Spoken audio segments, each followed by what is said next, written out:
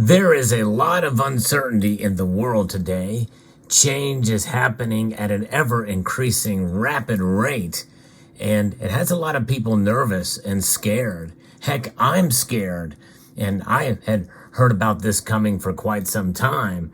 Some of what we're learning about each and every day is quite revealing and concerning, and only validates really what I'm doing, holding gold and silver. But you are new. And if you're a new gold and silver stacker, I have a very important message for you. So let's explore.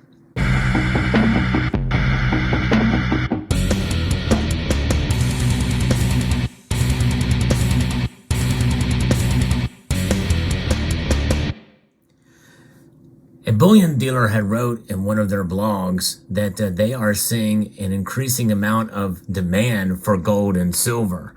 And a large part of those gold and silver orders are coming from new accounts, new people joining in, removing their money from banks and putting it into gold and silver. And, for many of us in this community, we've been at it for 20, 30 plus years, others maybe 10 years. There is a certain point in time that has triggered a movement and a wake-up call, essentially, to the monetary system that we are a part of or a victim of, depending on your point of view, and the value of wealth preservation through precious metals. And that's what it's about, folks. It's about running to safety. And running to safety is something that may seem very smart to do. But I prefer a brisk walk, something that kind of keeps the heart rate constant, but yet you still are in control. When you run, you get from point A to point B a lot quicker. But if you fall and trip, you are going to potentially hurt yourself a lot more than during a brisk walk. You're more in control of yourself in that regard. Now, there is a time to run, and there's a time not to run. You kind of go harken back to old scripture when you talk about those types of things. Time to spend, a time not to spend, a time to live, a time to die. There's all the different axioms that you could utilize there. But I'm a firm believer in that proverb, in that verse. There's a time to stack silver and gold and a time not to stack silver and gold. Is now the time to stack silver and gold? I think for many of us, we would say a profound yes. And I still believe that. Now, the price will fluctuate, folks. And it's going to fluctuate dramatically. It's going to run to one particular price, and it will run to another price. And usually they're on opposite ends of the spectrum. That's the volatility of the precious metals market. And we are seeing some volatile times. And for many of you, it may not make sense when we see a run up on silver's price because of a run on silver, and you see the spot price go up. And next week, we may see worse news in the banking sector or with the economy, with inflation. And we may see the prices plummet. They may drop dramatically. And so the message here, the important message I want to send to you who are stacking is that we live in volatile times, and the precious metal markets are not just a one-trick pony. They're not just going to go up or go down, and they're not necessarily going to follow natural market trends. There's a lot of drivers that can move the price of silver and gold one way or the other. I've talked about them on this channel ad nauseum. Don't want to get into them a whole lot here, but essentially, it's all about the strength of this. This is the dollar bill, and the strength of it is measured as compared to the other currencies that are measured by the International Monetary Fund. That is one of the biggest drivers of the movement of gold and silver's price. Now, people say, well, how can it be strong because inflation is so high? Well, yeah, you would think that would be it's got weaker purchasing power, but that has nothing to do with its strength compared to other currencies that are facing the same problems as the dollar right now. And so when you keep that in perspective and understand that by design even in normal economic situations, that silver or the dollar's value is going to fall by at least 2%, There may be rare exceptions where it falls less than that, but you can bet your bottom dollar, pun intended there, that the dollar is going to lose value every year. Silver and gold, they are going to maintain its value through the course of history. And that is something that I want to sink in as we see the price fluctuate and move erratically one direction or another. Now, if you're new to this channel, I do follow the markets. I talk about the price movements. I kind of bring news and commentary to that aspect, but I always rein it back in and so that we can keep the fundamentals in check. And that is gold and silver provide a stable store of value in spite of the price fluctuations over the long course of time. And a lot of that will only be realized with how you buy your silver. I'll give you a for instance. I posted a video recently about how one man lost $58,000 stacking silver. It can happen. You can lose your shirt on silver big time. And by the way, by extension also gold, but silver's price is much more volatile, I think, than gold. And so if you buy a whole bunch of silver, like this person did, at the height of the silver's erratic price upwards to almost $50 an ounce, which seems like a pipe dream these days, and you bought thousands or $100,000 worth of silver in one fell swoop, you're destined for trouble. You're destined for a high risk game of betting the bank that silver is going to only go up from there. Well, obviously we saw what happened. There was a very tiny period of time where it got to that level, and then it started dropping and dropping and dropping, sawtoothing its way down to sub $20 silver. And we've seen sub $20 silver fairly recently. So if you're new to stacking, I would encourage you to stack for the long haul, not just for an immediate run to safety. And remember, it is a long-term proposition for silver, but also for gold. Gold can also move erratically as well. Gold is one of those metals that has proven itself to be a stable store of wealth for quite a number of years. And obviously, it's proven itself to be a monetary value for thousands of years, as well as silver has. And when you think about it, you are preserving your wealth and you're holding something as an insurance policy. That's how I want you to look at silver and gold, as a savings account, as an insurance policy. And so what happens with insurance premiums? Typically, they are down when everything is good. They don't really provide much value when you don't need them, right? But it's there on the back burner just in case of an emergency that comes up. That's same with health insurance or anything else. Now, obviously, premiums very rarely fluctuate like market conditions, but it's the same principle. If you don't need your silver and gold and the economy is doing well, yeah, the prices are going to be cheaper. Folks, that's really the time to buy it in great amounts, is when it's unloved, both gold and silver. So when you keep those things in mind, kind of helps you. But, paying a little bit more for silver and gold is not a bad thing too, especially if you're concerned about where things are going. And people are concerned right now at this point in time. We live in uncertain times. You've heard that phrase multiple times, but now it's more true than ever before. Not just in your country, wherever that is, but around the entire globe. We live in uncertain times.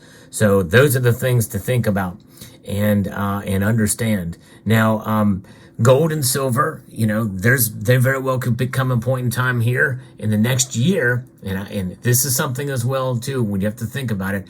Whenever we are in a situation like this, it is a situation literally of crisis. I think that's not overstating it.